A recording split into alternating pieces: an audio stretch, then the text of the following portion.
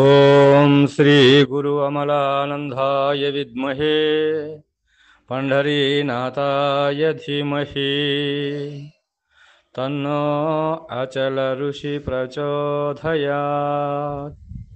అస్మద్గురు సమారంభాం కృష్ణ సాంధీపమధ్యమాం శ్రీ మహావిష్ణు పర్యంతం వందే గురు పరంపరాం. శ్రీమద్భాగవత శ్రీకృష్ణ సద్గురు పరబ్రహ్మణే నమః. ప్రబోధ చూడామణి అను శక్తిద్వయ నిరాసకంభైన శుద్ధ నిర్గుణతత్వ కందార్థ దర్వులలో 163వ కందార్థమును మనము గురుమూర్తి కరుణచే మననము చేసుకుంటున్నాము. ఏమంటున్నాడు ఈ కందార్థములోనంటే, మరణ సుసుప్తుల జందిన పురుషుడు మేల్కనని వాడు, భువి తదితరుడవు పురుషుడు కలగను వాడని ఎరిగుండుము. మొదటి అతడే ఎరుగాడిరెంట్ని, రెండో పురుషుడెరుగు రెంటిని, రెండో పురుషుడెరుగు ఈ రెంట్ని. ఇరువురొక్కటే సుమ్మి తిరిగి పుడుదురు వీరే, గురునిచే మేల్కొంటే తిరిగి పుట్టనే పుట్టాడెరుగాడి రెంట్ని. రెండో పురుషుడెరుగు నీ రెంట్ని అని అంటున్నాడు. అంటే మరణము సుసుప్తి అని అంటున్నాడు. అంటే ఈ మరణము సుసుప్తి, మరణము అని అంటే యోగ నిద్ర, సుసుప్తి అంటే నిద్ర అని తెలుసుకొనవలే. అంటే ఇక్కడ ఈ మరణము అనేటువంటిది వాళ్ళు, ఈ మరణ స్థితి అనేటువంటిది యోగ నిద్రలో ఉన్నటువంటి వాడు, యోగనిష్ట సమాధిలో ఉన్నటువంటి వాడు ఈ యొక్క మరణములో ఉండేటువంటి వాడు.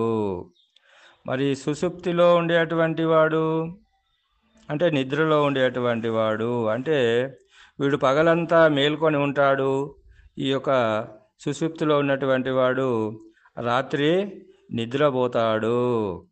కానీ ఈ సమాధి నిష్టలో ఉన్నటువంటి వాడు పగలంతా నిద్రలో ఉంటాడు, రాత్రి అంతా మేల్కొంటాడని గురువుగారిచే విన్న ఇది ఊహాచ. కాబట్టి గురువుగారు ఏమని చెప్పినాడు అంటే, ఈ మరణావస్థ అనేటువంటి సమాధి నిష్టలో ఉండేటువంటి వారలు, వీళ్ళు అంతా కూడా పగలు మరి నిద్రలో ఉంటారు, రాత్రి అంతా కూడా మేల్కలో ఉంటాడు.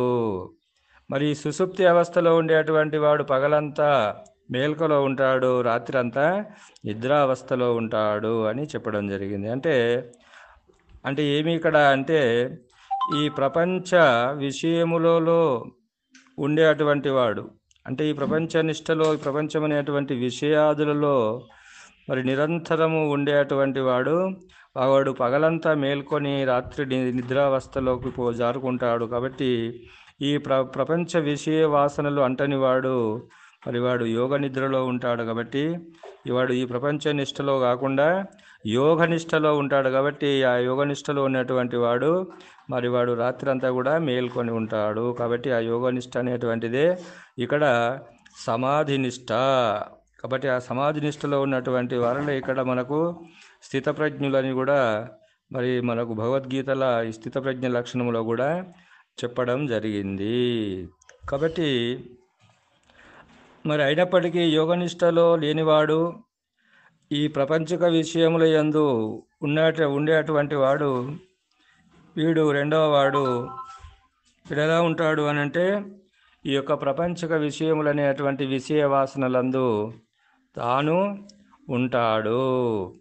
కాబట్టి వీరు జాగ్రత్త సుసుప్తి అవస్థలు అనేటువంటి దానిలో వీడు మ్రగ్గి ఉంటాడు. ప్రపంచకుడు అనేటువంటి వాడు జాగ్రత్త సుసుప్తి అనేటువంటి ఈ జాగ్రత్తలో పలు విషయాదుల యందు లోనై, ఆ విషయ వాసనల యందు లోనై ఈ సుసుప్తి అవస్థలో వాడు నిద్ర చెందుతాడు. కాబట్టి యోగి అయినటువంటి వాడు ఈ యొక్క సమాధి నిష్టలో ఉంటాడు కాబట్టి అతడు ఈ ప్రపంచక విషయములని వదిలి యోగ నిష్టలో ఉంటాడు. ఆ యోగ నిష్టలో ఉండేటువంటి వాడే ఇక్కడ ఈ మొదటి వాడు. కాబట్టి మరి ఈ మరణ సుసుప్తులు చెందిన పురుషుడు మేల్కనిన వాడు ఎలా ఉంటాడు ఇతడు అని అంటే, ఇతడు రాత్రంతా కూడా మేల్కలో ఉంటాడు, మరి పగలంతా సుసుప్తిలో ఉంటాడు. కాబట్టి భువి తదితరుడవు పురుషుడు కలగను వాడని అంటే, ఈ భువి తదితరుడవు పురుషుడు అని అంటే ఈ భూమి మీద ఉన్నటువంటి యొక్క ఈ ప్రపంచక విషయములన్నిటిని అంటుకొని ఈ యొక్క మరి జగమే మాయ అని అన్నారు కదా. కాబట్టి ఈ జగమే మాయ అనేటువంటి దాని లోపల ఈ మాయ అనేటువంటి యొక్క ఈ ప్రపంచక నిష్టలో ఉండేటువంటి వాడే ఈ యొక్క మరి కలుగను వాడు. కాబట్టి ఎరిగుండుము మొదటి వాడు అతడెరుగాడు ఈ రెంటిని అని అంటున్నాడు. కాబట్టి ఎరిగుండుము మొదటి వాడు అతడి రెంటిని ఇతడెరుగాడి రెంటిని, రెండవ పురుషుడు ఎరుగును రెంటిని అంటే మొదటి పురుషుడు ఈ ప్రపంచ విషయములనేటువంటి వాటిని ఎరగడు. మరి రెండవ పురుషుడు మొదటి పురుషుడు ఈ ప్రపంచ విషయములనేటువంటి వాటిని ఎరగడు. ఈ రెండవ పురుషుడు మరి ఈ యొక్క ప్రపంచ విషయవాసులని వాడు ఎరగడు. వాడు యోగనిష్ఠలో ఉంటాడు, ఇతడు ఎరుగుతూ ఉంటాడు. రెండవ వాడు ఈ భువి తదితరుడవు పురుషుడు కలగనివాడు ఎరుగుచుంటాడు. ఈ ప్రపంచ విషయములన్నింటిని కూడా ప్రపంచ విషయ వాసనలో ఉంటాడు. మరి వాడు ప్రపంచ విషయ వాసనలో ఉండక యోగనిష్ట సమాధిలో స్థితప్రజ్ఞత స్వరూపంలో ఉంటాడు. కాబట్టి అయితేమి ఇద్దరు కూడా ఇరువురొక్కటే సొమ్మి తిరిగి పుడుదురు వీరే. అయినా వీరిద్దరు కూడా మరి ఎరకను నమ్మినటువంటి వారలే. వీడు రెండవ వాడు ప్రపంచిక విషయాలలో ఉన్న ప్రపంచక వాసనలో ఉన్న తగులుకొని ఈ నిష్టలో ఉన్న ప్రపంచ నిష్టలో ఉన్న వీడు ఎరకలోని వాడే, ఎరకని నమ్మిన వాడే. మరి వాడు యోగ నిష్టలో ఉండి స్థితప్రజ్ఞత స్వరూపం పొంది ఆ సమాధి నిష్టలో ఉండినటువంటి వాడు కూడా ఆ ఎరకను నమ్మిన వాడే. కాబట్టి ఇక్కడ తిరిగి పొడుదురు వీరే, ఇరువురొక్కటే సుమ్మి తిరిగి పొడుదురు వీరే. వీరిద్దరు కూడా మళ్ళీ ఈ జనన మరణములు అనేటువంటి యొక్క మరి ఈ అవస్థ అనేటువంటి దానిని పొందుతూనే ఉంటారు. కాబట్టి జనన మరణములని అనేటువంటి భ్రాంతి వీరికి పోలేదు. యోగనిష్టలో ఉన్నటువంటి మొదటి వానికి పోలేదు, ప్రపంచక నిష్టలో ఉన్నటువంటి రెండవ వానికి కూడా పోలేదు జనన మరణం అనేటువంటి భ్రాంతి. అంటే ఈ మేలుగా ఎవరి వల్ల కలుగుతుంది మరి అంటే, ఇది పరిపూర్ణ గురువు వల్ల మాత్రమే, పరిపూర్ణ గురు ప్రబోధ వలన మాత్రమే ఈ గురుమేల్క అనేటువంటిది కలుగుతుంది. కాబట్టి గురుమేల్క కలిగినటువంటి వాడు మళ్ళీ జనన మరణములు అనేటువంటివి పొందాడు. కాబట్టి ఇద్దరు కూడా ఈ జనన మరణములు అనేటి పొందేటి వారే. జనన మరణములు అనేటువంటి భ్రాంతిలో ఉన్నారు కాబట్టి వీళ్ళు ఆ ఎరుకనే నమ్మి ఉన్నారు కాబట్టి, ఎరుక భ్రాంతిలోనే ఉన్నారు కాబట్టి వీళ్ళు ఆ సాధన చేసి సమాధి నిష్ఠలో ఉన్నటువంటి వాడు కూడా వానికి మరి జనన మరణములు తప్పవు. మరి ప్రపంచక నిష్ఠలో ఉండి ప్రపంచంలో ఉన్నటువంటి వాడు కూడా ఈ ఎరిగేటువంటి వానికి కూడా వీనికి జనన మరణములు తప్పవు. వీరిరువురు కూడా ఒకటే అని అంటున్నాడు భాగవత కృష్ణ ప్రభువు. కాబట్టి ఏ సాధన నీకెందుకు వీసానికి పనికిరాదు వినుమా అయ్యా, నే సాధులచే విన్నది ఏ సాధన లేని బోధ ఎరిగింతుపోకు, సాధనలందు మరిగితే రాకు అని మొదలే చెప్పినాడు కదా. కాబట్టి ఈ సాధనలు నువ్వు ఎన్ని చేసినా కూడా ఈ జనన మరణం అనేటువంటి భ్రాంతి నీకు పోదు.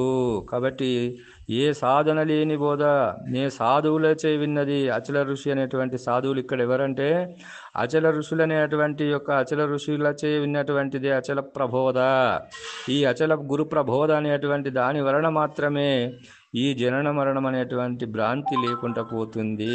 కాబట్టి నీవు ఎన్ని సాధనలు చేసి నిష్ఠలో మునిగినా, నీవు ఎన్నెన్ని తీర్థయాత్రలు తిరిగి ఎన్ని దేవుళ్లకు ఎన్ని మరి మొక్కినా, కోటి మంత్రములు జపము చేసినా నీకు ఈ ప్రపంచము లోపల మళ్ళీ తిరిగి పుట్టుచనే ఉందురు.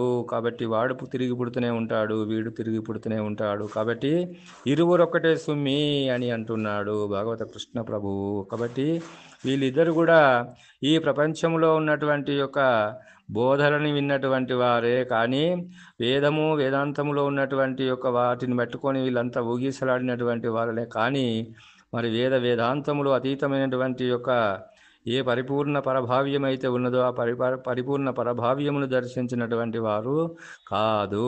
కాబట్టి ఇది గురుకృపా ప్రసాద సిద్ధి పురుషులకు మాత్రమే ఈ స్థితప్రజ్ఞత అనేటువంటిది, ఈ జనన మరణములు లేనటువంటిది, ఆరుడ స్థితి అనేటువంటిది పరిపూర్ణ బోధ వలననే కలుగుతుంది. కానీ ఇతర బోధల వల్ల కానీ ఇతర సాధనల వల్ల కానీ కలగదని చెప్పి ఇక్కడ మనకు భాగవత కృష్ణ ప్రభువు వారు ఈ కందార్థము ద్వారా మనకు తెలియజేస్తున్నాడు. ఇది కేవలం గురుకృపకు పాత్రులైనటువంటి వారే, పరిపూర్ణ గురుకృపకు పాత్రులైనటువంటి వారలకే ఈ స్థితి ఆరుడత చెంది స్థితిప్రజ్ఞత కలుగుతుంది. ఎలాంటి స్థితిప్రజ్ఞత కలిగినటువంటి వారు, ఆ పరిపూర్ణ స్థితి కలిగినటువంటి వాళ్లకు ఆరుడత స్థితి కలిగినటువంటి వారే ఈ జనన మరణ భ్రాంతికి లోనుగాక ఉంటారు. కానీ ఈ యొక్క పరిపూర్ణ స్థితి, పరిపూర్ణ బోధన చేయరని, పరిపూర్ణ గురువు చేయరని, పరిపూర్ణ ప్రబోధ వినటువంటి వాళ్ళు, ఏ ప్రబోధలు విన్న వాళ్ళు ఈ యొక్క జనన మరణం అనేటువంటి పరిణామ క్రమములకు లోనై జనన మరణములు చెందుతారు. కాబట్టి ఇద్దరు కూడా జనన మరణములు చెందినటువంటి వారే. కాబట్టి ఈ యొక్క ఇరువురు కూడా ఆ యొక్క గురుమూర్తి కృపకు పాత్రులైనట్లయితే ఆ జనన మరణం అనేటువంటి భ్రాంతి గురు ప్రబోధ వలననే లేకపోతుంది అని కందార్థము ద్వారా మనకు భాగవత కృష్ణ ప్రభువుల వారు తెలియజేస్తున్నారు. మంచి చక్కటి సందేశాన్ని మనకు అందజేస్తూ ఈ యొక్క సందేహ నివృత్తిని మరి ఇక్కడ మనకు సందేహం లేకుండా చేసినాడు ఈ కందార్థంలో అని తెలియజేస్తూ ఇంతటితో ఈ కందార్థ భావాన్ని ముగిస్తున్నాను. జై బలో సద్గురు ప్రభు మహారాజుకు జై. సర్వం సద్గురార్పణం.